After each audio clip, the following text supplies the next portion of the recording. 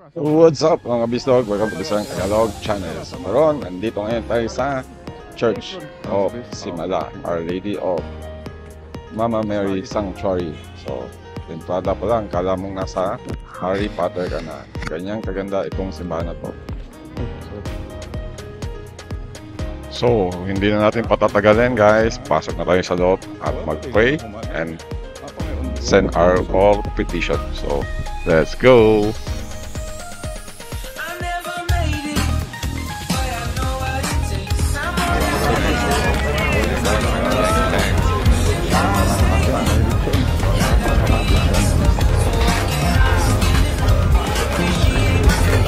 What's up mga bislog? Ang gabi at birthday. Kain na tayo guys. Let's eat.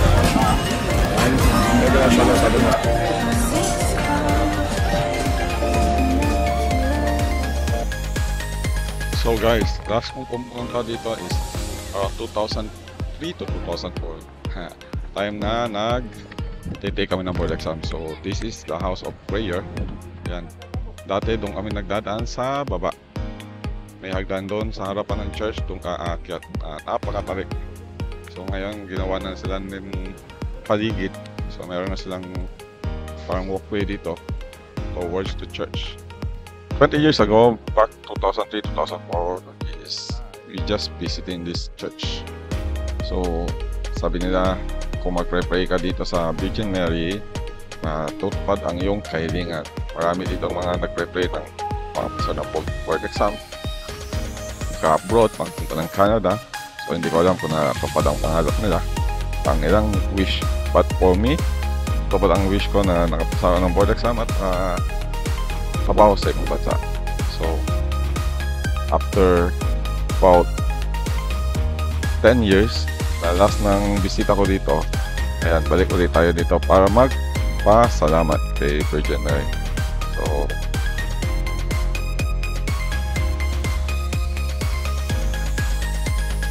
the history of this church back on early 90s, around 1995 I think, if I'm not mistaken. This church is constructed by the monks. So merong 5 tao o 5 monks na nagpunta rito na mga missionaries. So they bring the image of Virgin Mary. And then that time nagkaroon ng pandemic. Pandemic, it means dengue outbreak here in Simala, Barangay Simala, or barangay here in this place. So ang ginawa nila ay inilabas nila ang Virgin Mary para sa procession, and that's it, nawala ang pandemic. So from that time yung sikat na tong lugar na to para isa tayo ng mga naghahanap ng milagro or miracles for them, for their family, for themselves, and for the other people. So atin ang bisitahin ang loob and let's offer some prayer for us. So ang mass nila is about 3 p.m. pata. So baka hindi na ako maka-attend, doon na lang kami sisimba sa Mandaue.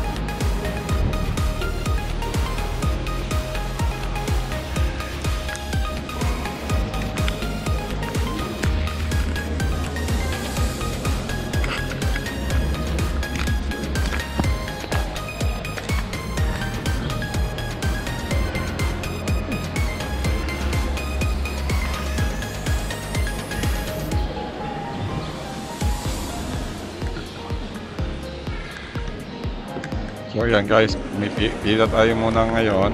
Pupunta tayo ron sa image ni Virgin Mary. Give a prayer. So, punta natin ngayon. Nandito tayo ngayon sa taas ng baba. So, akyat tayo rito sa taas just to pay visit to Mama Mary.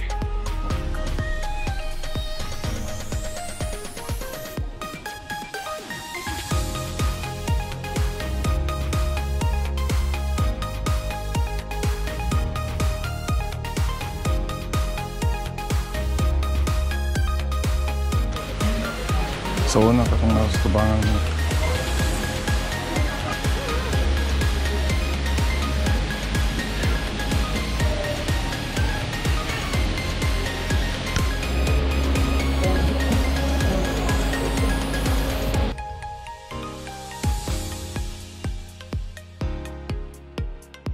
After natin mag-pray, dito naman tayo sa kanilang museum.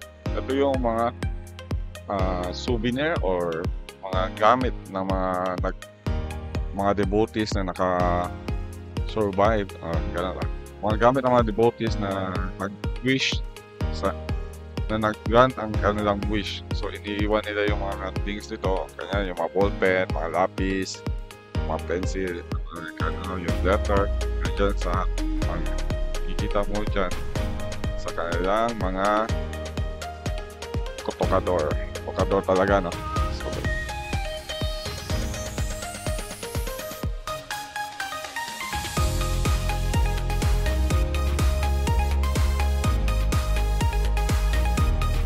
So guys, before tayo lumabas, bili muna tayo ng candle. Ano tayo ng candle kung saan tayo makabili. Sa ibang klase yung candle nila dito, sa ibang color. So every color meron siyang meaning. Tignan natin kung ano ang mga meaning. So that's good. Each color represents the petition. For example, the gold is for health, good health. Green is for prosperous or success. Pink is for Thanksgiving. Blue is for preserve your success in employment. Red is for achievement or struggle in your life. And yellow is for peace on earth. So ito yung napili natin, Thanksgiving, success in life, and success in employment. So mag-light na tayo ng candle dito sa labas. Ayan, papunta tayo dito sa Candelaria. Talagang Candelaria, di ba? Sa spray.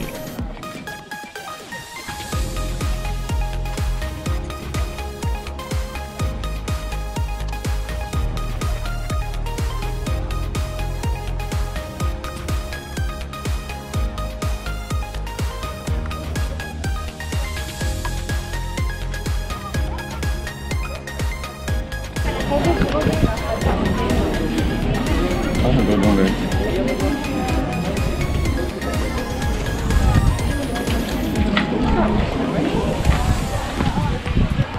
Strong lang ano siya? Joy. Ang healing. Yun, boundless. Kalit.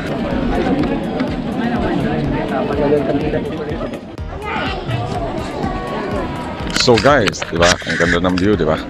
Ayan, katatapusan namin sa church. Ngayon, pauwi na kami. Ayusin natin buhok natin. So, hanggang sa muli guys. Paalam! Hi!